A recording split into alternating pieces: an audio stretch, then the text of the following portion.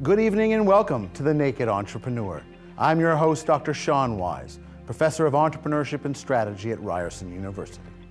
In each episode of The Naked Entrepreneur, we reveal the naked truth behind powerhouse entrepreneurs' big successes. On tonight's episode, we're featuring Barb Stegemann, celebrated entrepreneur, best-selling author, and CEO of the Seven Virtues Beauty Incorporated company. Barb Stegemann is a woman on a mission. Born into humble beginnings in Atlantic, Canada, she didn't let living in poverty or her hearing impairment limit her big dreams. Barb's entrepreneurial vision formed after her best friend was severely wounded in Afghanistan. Barb vowed to find a way to help the war-torn country. Her solution came in the form of perfume. She invested $2,000 in essential oils from Afghanistan, which kick-started her company, the Seven Virtues Beauty. With the help of Dragon's Den and the mentorship of Brett Wilson, Barb went from ridicule to riches and was later named Dragon's Den Top Game Changer.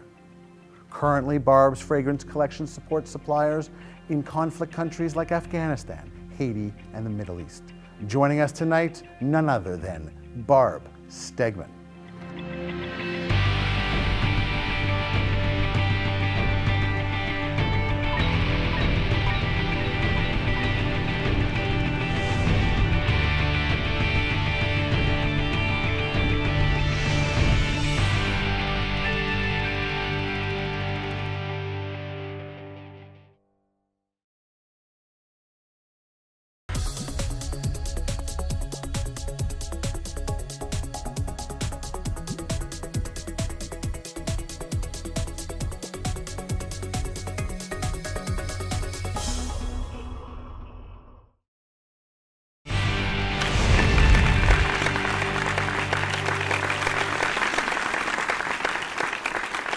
Welcome back.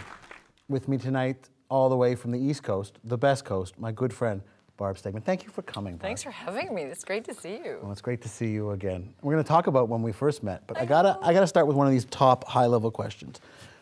I know you are one, and it's pretty easy to see that, but in your mind, what is a social entrepreneur? I think a social entrepreneur recognizes that buying power is untapped, that you can do so many things with people's buying power. So they find ways to harness it to make change.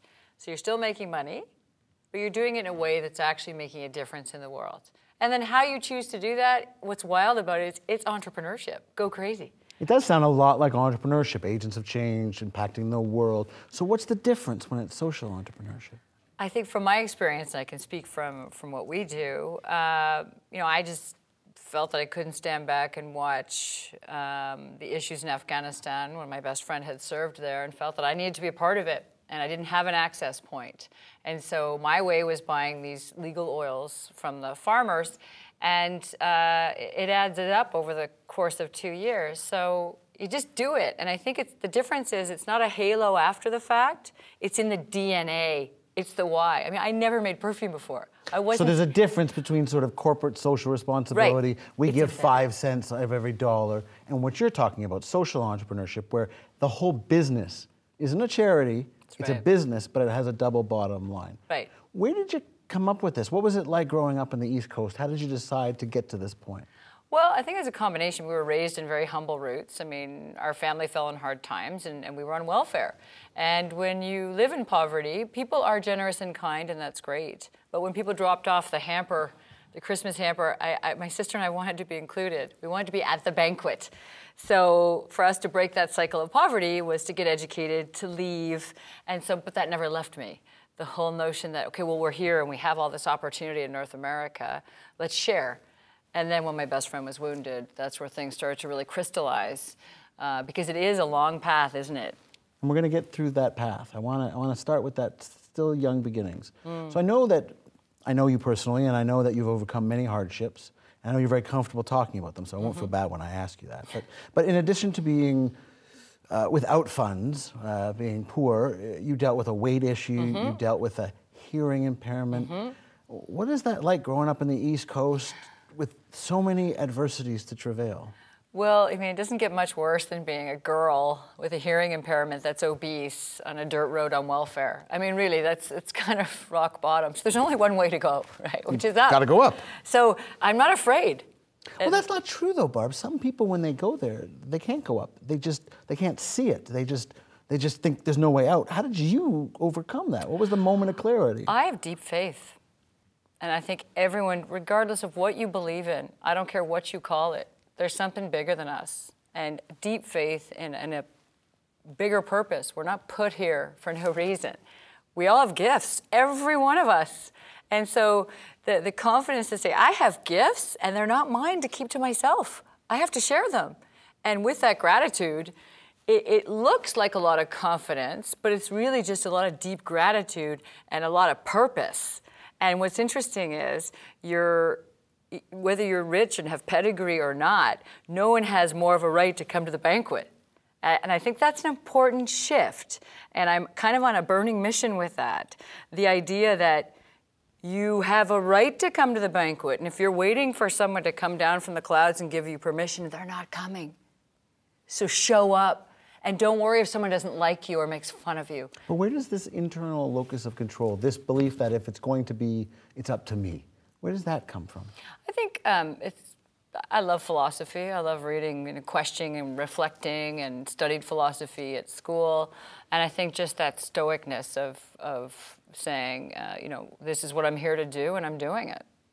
Now, you took that philosophy degree and you did what most people with a philosophy degree do. They become a flight attendant. That's right. And you go pour coffee. And you go pour coffee. That's right. And how did you stumble into that after studying such deep and meaningful things? Like, how did that come about? That's a great question. It was hard times, hard economic times. A lot of people, you come out of school, you have a degree, and there isn't that job waiting for you. In 1987, I started. 1991, I graduated. The jobs weren't there. And so to have a job pouring coffee, I loved to travel. I wasn't ready yet to sit in a cubicle. And I thought, let's go, let's have fun. And you know what's interesting? I met so many amazing people. I learned so much about business pouring coffee on that airplane. And I used to use the Jonathan Livingston Seagull idea that we're gonna pour coffee better than anyone's ever poured coffee before. And with that, everyone in front of you is a resource. And suddenly there's no labels. And you're meeting, I met Pierre Trudeau, I met my mentor, pouring coffee, talking. So I wouldn't have had a chance to get in front of those people on the ground. So I looked at it through a different lens. Now, you hadn't traveled much before starting the work. You hadn't been around the world before. No. Was that a fringe benefit, or was that something that you were hoping would be a double dip, a benefit on top of the job itself? I wanted to travel. I wanted to see the world. I loved going to Mexico and just hitting the beach and watching people. I remember going to Mexico and sitting there waiting for a bus and looking over, and this family was selling chiclets in this little hut, but they were giving their baby a bath and they were all laughing. Everyone was having a really great time. They were all together, and I thought, in North America, we're not with our kids. And we sit there and sit back and think, oh, they're poor, poor them. And it's like, really? They're actually happier. They're together. That influenced me. I decided to start my own company so I could be with my kids. And so I'm at home at 3 o'clock. When I'm home and I'm in our province, I always have been since the kids were little. So traveling and watching these people live with their children and be filled with joy that they were together, I get to live that. So many entrepreneurs struggle with that. They struggle with work-life balance. You're saying that it freed you up. Completely. How so? How is it that other people, well, we had John Sleeman, we had Brett Wilson, who we both know, they all said that they had made sacrifices along the way, and work-life balance was hard. But it seems to me like work-life balance is what led you to be an entrepreneur. Yeah, I became an entrepreneur because I was a mom. For me, I wanted to be with my kids. And now here's the thing. You have to decide where you're going to spend your time. I don't watch anything that's got, when I watch CBC News, I'm on the treadmill, I'm working out. So I don't sit and idly watch TV. What are you doing when you watch The Naked Entrepreneur? Are you reading a book? I'm critiquing myself going, oh my God. But you fib, but that's okay. I do I really streamline my life. And our priority is supper together, dinner, no Blackberries, no phones. Someone knocks on the door, don't care. We don't answer it. It's our time together. How was your day? So a mindful appreciation. Absolutely. And we don't waste our time. Now, you didn't waste your time. You wanted to become an entrepreneur because of the work-life family balance, and then tragedy strikes. You've mentioned it a couple times, and I know it's an important and moving story. Why don't you take us back to that time? Yeah, I had my own little boutique PR firm in British Columbia. I had really groovy clients. And my best friend took his helmet off in a peaceful shura serving in the Canadian forces in Afghanistan. And he was discussing how to bring clean drinking water and health care to the families of the village. And a man who did not want to see his community have free thought or free will struck my best friend in the head with an axe. And our lives went upside down. And in the hospital, and there are 3 virtues more important than the 7, which is feed the hungry, clothe the poor, and visit those in the hospital. And so I had the luxury of having my own company. I could spend 3 days a week in the hospital with my best friend. And we sat and visualized, and I made a lot of promises. And one of my promises was that I would take on his mission while he healed. And I am proud to say he stood to take his wedding vows. He just welcomed his baby Noah, he and his beautiful wife Debbie, and wrote a bestseller.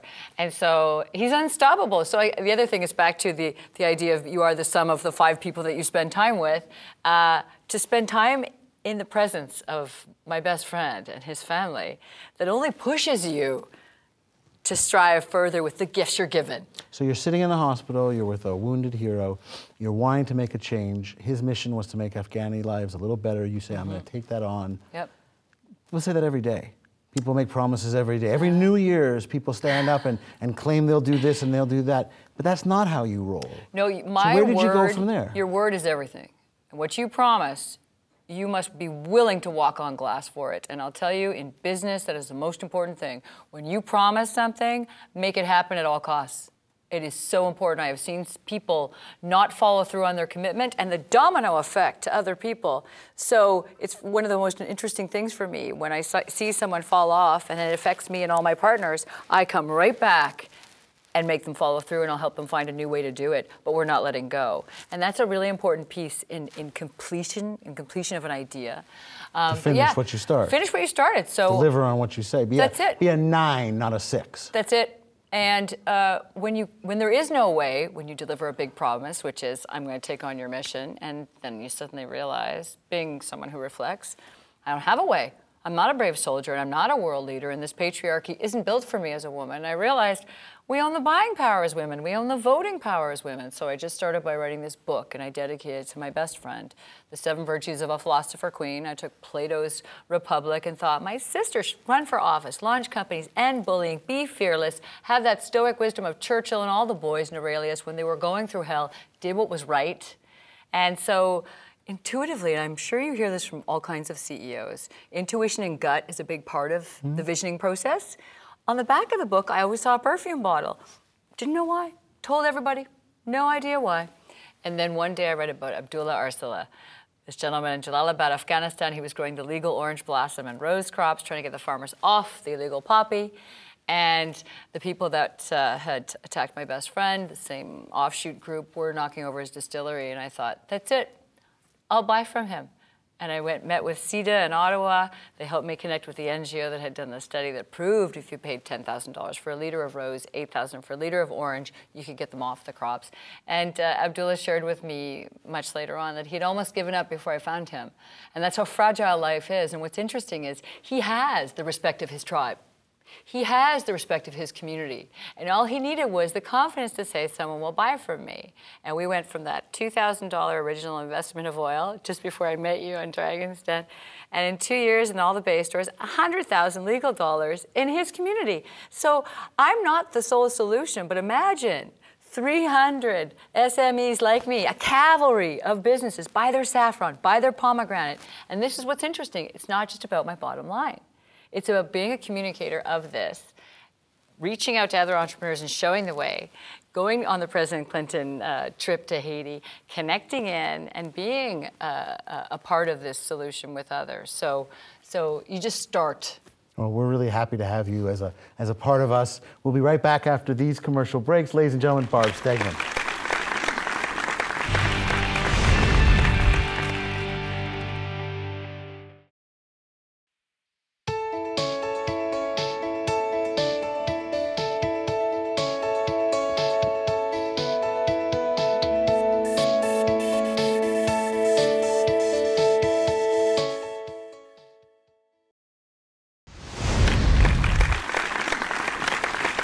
We're back on The Naked Entrepreneur with my favorite social entrepreneur, Barb Stegemann. Oh, thank you. Barb, we've been talking a lot about the mission and getting started and those first steps. What was those early days like? I had never made perfume. I've got the oil. I've got the 1 cup of oil that Abdullah has. I've got to find a perfumer. Had to find someone that believed in me. You had to find stores that would sell it. You have to launch. You have to make it exciting. Why perfume? Well, you know, I intuitively saw a perfume bottle on the back of the book and didn't know why, and that's when I read about Abdullah, I knew that was the why. But one way to get them off the illegal poppy crop, one way to support the mission, and I didn't know at the time, but I learned later on, it goes against Islamic law to grow the poppy, the illegal poppy crop, which accounts for 90% of the world's heroin. It's destroying families in Toronto, in Halifax. It's in our interest to care. If it's not enough just to care about another country, know that their drugs are on our shores. So we have to provide alternative solutions. And then to honor another person's faith. Business has the power to do that. You don't care when you're buying from someone if they're female or their gender or faith. It doesn't matter. Business is the way. Quality products. Yeah, it's fantastic. So let's go forward a little bit. You alluded before the break to your appearance on Dragon's Den, and I know that was a turning point. I want you to tell it in your own world. So you go out to auditions, and you end up in the green room on season 4, 3 or 4? You end up in one of the earlier seasons. Yes. And take it from there. What is it like? You arrive in Toronto, you get... Well, amazing, and you're comparing yourself to everyone, and you shouldn't.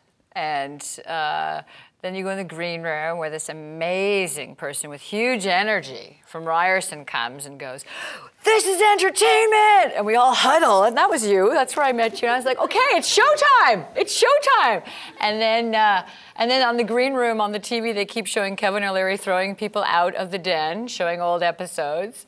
And then other people are coming up to you trying to pitch on you, and you're kind of thinking, I just need zen, I just need calm, and there's no calm in there. And then the coolest part, and I gotta tell you, I will never forget this moment with you. You do the vetting, the last vet before a person goes in the den. I think that's a tremendous thing that you do, because you can work out the kinks now. One last chance, we're gonna grill you. It's very healthy. And do you think your pitch changed before and after that moment? No, you're giving me too much credit, I think. No, you challenged me, and you had a team with you that you were wondering if the social component was enough for them, and that was important for me to see. And then you bought the fragrance for your wife, your fiance at the time, and I thought, well, nothing says it better than the person that's vetting you buying your product on the spot, and that gave me confidence. Wow. Again, I think it's mostly you, not me. But that's nice to hear. What happens on the show? You get out there, you tell them this pitch. It's not a charity, but to some people it might appear to be. And then all of a sudden they start to see this amazing business person. Tell me what it was like to be in front of those hot lights on that summer day. I was scared. I was terrified, because you do the countdown before, I call it the plank, 10, 9, 8, and you want to pee and you want to drink of water, and you're just terrified, and suddenly you're a 6-year-old on the diving board and you don't want to go to the end. And then the chance to tell millions of Canadians that we need to do trade with nations rebuilding. If you have a purpose... That's one of the biggest benefits of Dragon's Den, isn't the win or the loss. No. It's getting your story out. Yeah, you get to tell Canadians... Did your story get picked up when it aired? In what sense? Just that it just kind of flew off the shelves at the stores? Well, and the orders were insane? I think that people showed a real strong interest. Why don't you tell me about, let's stay with the theme. When you're there and they start to ask you questions. Well, it's interesting because you have to have done your homework. I met with venture capitalists in my own community before I went on. You know, you're going to have these 5 of the most esteemed venture capitalists in our country. Don't waste their time. Get on there, do your homework, and you'll be fine. Have your elevator pitch, know your numbers, know what you want to do with the money. That's right. So it turns out that you had something, and people started to get excited, and bids come in left, right, and center. How does it end that day?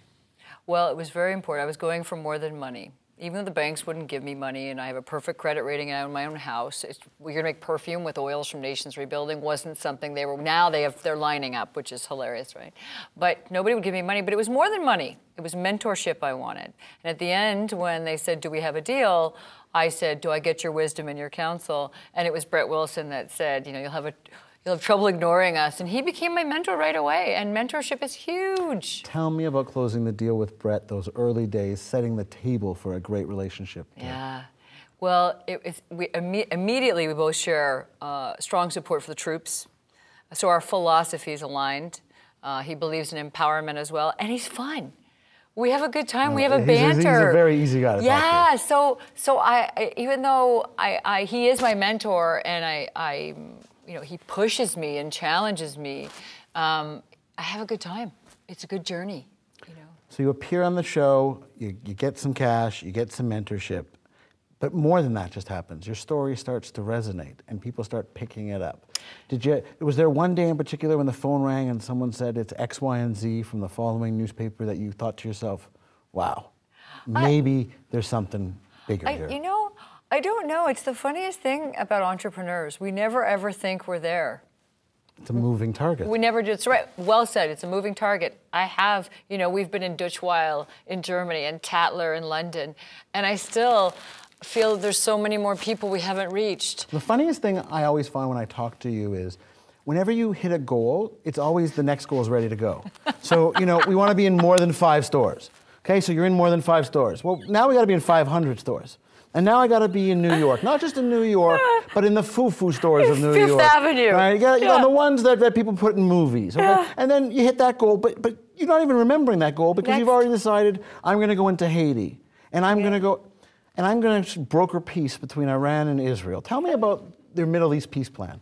The Middle East peace was amazing. I moderated the panel with Matan Vilnai, Deputy Minister of Defense for Israel, and Dr. Mohammed Shtea, the Minister of Housing for the Palestinian Authority. And I started thinking, this was before Dragon's Den. They were big fans of perfume? That's how this happened? Well, all the ministers of defense got it at the last Halifax International Security Forum. But I remember thinking, these guys actually get along.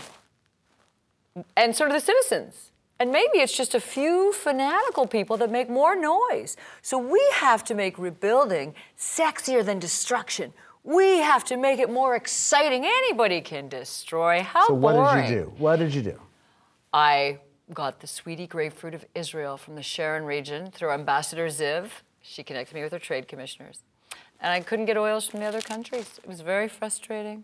There's irrigation water issues. I want to shine light on that. People need water. Crops can do that. And then one day I watched this campaign that you may have heard of. This gentleman, Ronnie Edry in Israel, sent out a beautiful poster to the people of Iran. He said, to the people of Iran, we love you. We don't want to bomb you. And within 24 hours, the people of Iran sent posters back. To the people of Israel, we love you. We don't want to bomb you. I said, that's it, Israel and Iran. And so you created the first Israel-Iran coalition that I'm aware of. Tell me about the perfume. It's called Middle East Peace, and we trademarked it. And my son Victor's friends were all from the Middle East, and Abdullah said, you trademarked Middle East Peace? We've been talking about that for centuries. And I was like, yeah, just do it. And it's been given to all the ministers of defense. A gentleman who's a policy advisor on Iran and Israel, I chatted with him after one of the panels, and he said, that was your perfume? I was so touched. He said, we can use this in discussions, even just opening up a session chatting. Here's what we look like together. We don't hate you. We love you. And I feel like between Ronnie Edry and all of us connecting in this wired world, that we can spread a message that I love you. I don't have any problem with you. But we have to make that louder. And I think we have to make it more exciting. And that's where entrepreneurship comes in. So what do you think the role of the entrepreneur is? I think it's a vehicle for change. In the age of Occupy and Uprising, people want to see businesses that make sure everybody does all right, not one person. And I think that communicating, it's a vehicle to communicate. You get to reach people. It's an opportunity and a responsibility to change the way we're talking to each other and reverse issues. Now, you just had a great opportunity to sit down with one of the world's greatest communicators, former President Bill Clinton. Tell me about going to Haiti, about the Haitian perfume, about moving into that line, because you're far from a one-hit wonder. You're far from a one-skew Sally. You've really managed to turn this idea of make perfume, not war, into something bigger. Which is your beautiful line, which we use all the time. Whatever. Thank you, genius. Okay. I have to give him credit. Yes, but you trademarked it, which is even smarter. I did trademark it. So tell us about Bill Clinton in Haiti. I got this email from the Clinton Foundation with attachment, a letter from Bill Clinton, President Clinton invited me to Haiti, and I didn't know how I got on the list, but yes, let's go and show up, and there's 20 of us. It's an agri-trade mission. Mario Batali was there from the Chew, Heineken, Pepsi, Coca-Cola, and then there's me, the lone SME, small to medium-sized enterprise, and it was fantastic. I met the king of vetiver, and was very nervous when he smelled our fragrance, even though it's won Chatelaine Beauty 100, ranked top 5 in Canada. It's the #2 selling fragrance on Air Canada duty free. Have I honored this oil that is considered healing by the people of Haiti? Have I honored it? I didn't know I would react like that. I was terrified as he smelled it. And then he loved it. And the next night we were at another event and he said, I stayed up till 5 in the morning. My eyes are bloodshot because I kept smelling your scent. He said, it's the best scent with the vetiver. You're going to be global. And I just thought, thank you. No, we know what you really thought. And how many orders can I take, Honest sir? to God, well, I started Where buying shall I deliver this to? I know you. You have an eye on the bottom line. Started buying his vetiver right away. And then, of course, to chat with President Clinton. So what is that like?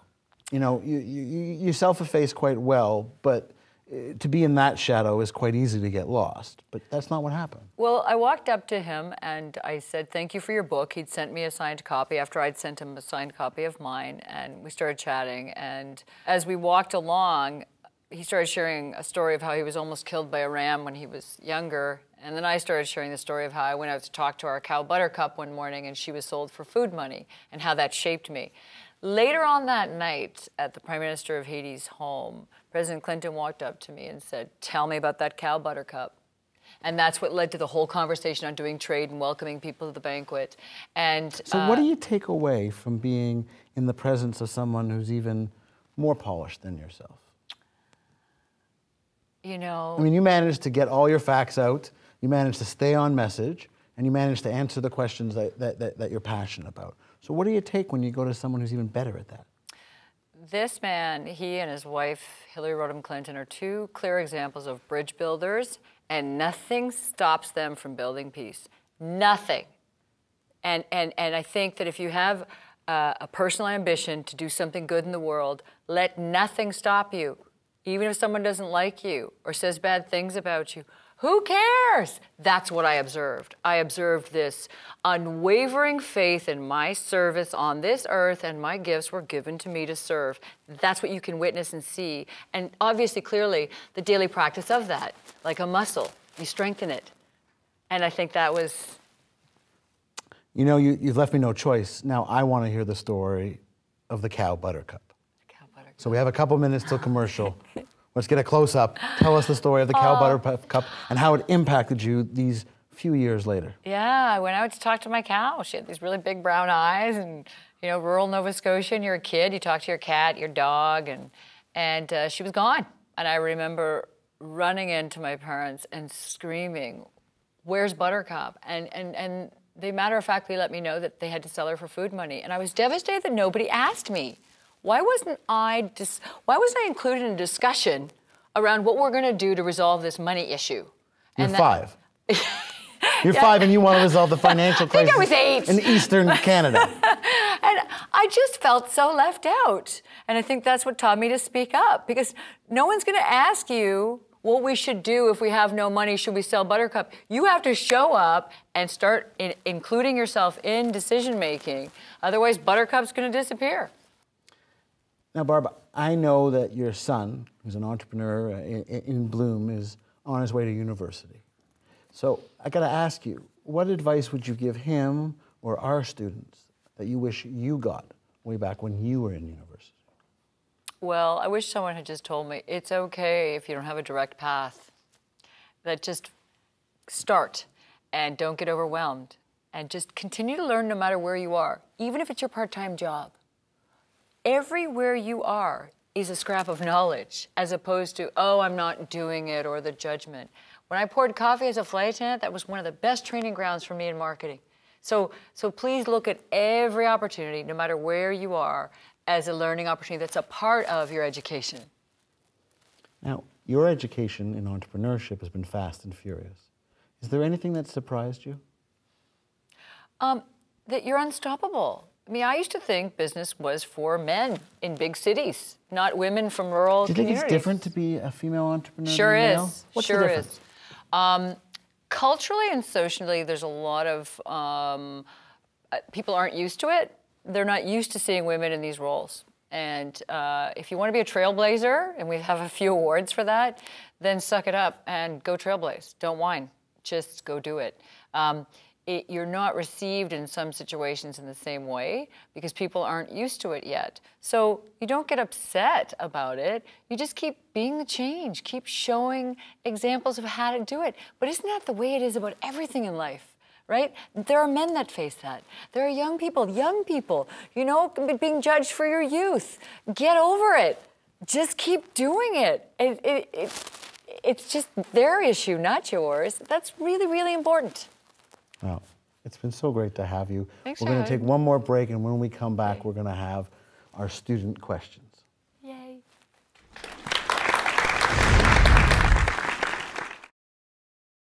Some ideas are hot, some ideas are not.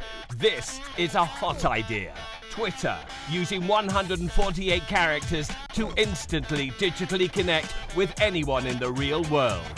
This is not. Jersey Shore, 8 characters, not connected to anything real in the world. This is a hot idea. Facebook, efficiently sharing social news with your friends. This is not. Using Facebook to show how drunk you were at the office party. This is a hot idea. Posting your unwanted goods to Craigslist, the world's home of free classified ads. This is not. Posting your sister to Craigslist.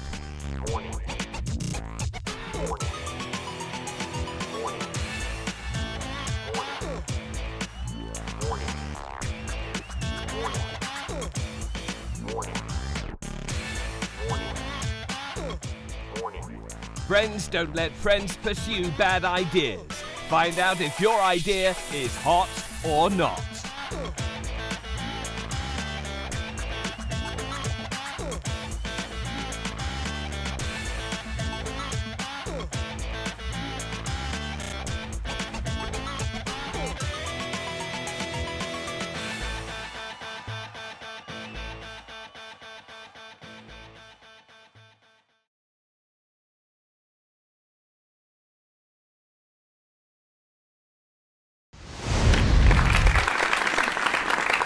We're back with student questions. Hi, Barb. Thank you for a great presentation. I find it really admirable that you pursued an opportunity without a business background, and you further did it and used your intuition and your feeling. What I find even more admirable is it was a global market. Going into a global market, did you realize how much challenges you would be facing, and how have you overcome those challenges today? Yeah, I didn't know. I didn't know I was up against global brands that launch fragrances with, you know, millions of dollar budgets. I didn't know any of that. My launch is, you know, what's a seat sale to New York? You know, it's a very different reality, and yet we're holding our own. So there's always room to do it differently. There's always room to do it intuitively, and just perhaps you're the business that comes along and doesn't do it like everyone else did it. Not for the sake of being different, but for the sake of saying, I see a different way. And so when you have a burning passion for something and you've done the homework and you have mentors and all those pieces that are important, there are certain principles that will lead you to success. But so many Canadian entrepreneurs struggle to see the global markets. Why do you think when you started, you had a global vision?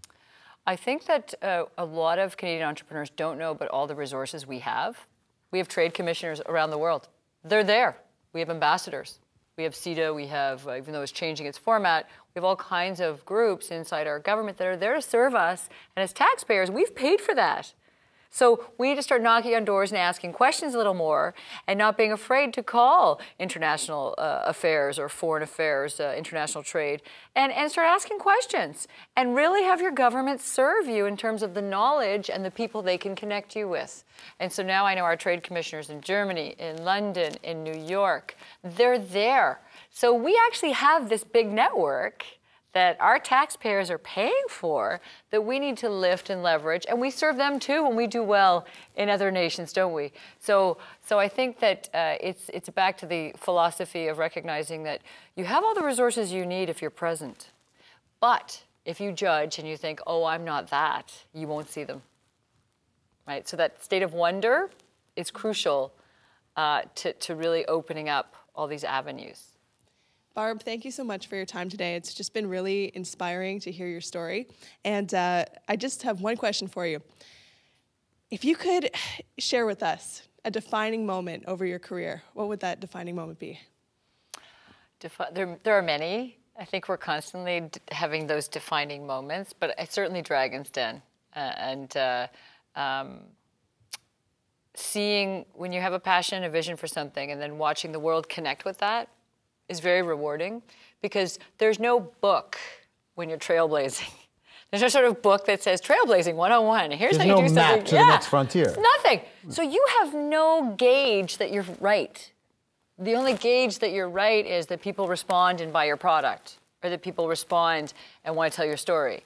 And so the Dragon's Den was the defining moment where I knew that we were onto something, and it was the gauge that I was able to go, aha, this does work. And so that was really significant. I mean, the dragons cried, and I knew that something had gone on there in that moment. So that there was a shift that went on for me, and I felt like I woke up.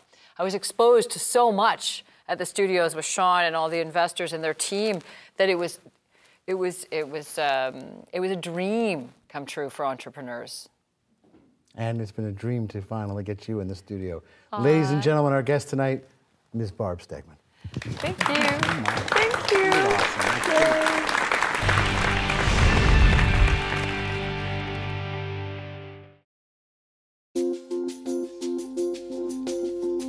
My name is Lindsay Goodchild. I'm the CEO and co-founder of Green Gauge. Jonathan Trump, founder and creative director of Tokyo Mouse Inc. Mark Coleman, the co-founder and president of WebRocker. No matter what the idea, be it product or service, profit or nonprofit, Ryerson provides education, resources, and funding to help start and expand your businesses. Relationships with other entrepreneurs can be a huge factor in your success. You may see that rock, and is it a diamond or not? How would you know? Talking with other entrepreneurs can help you know.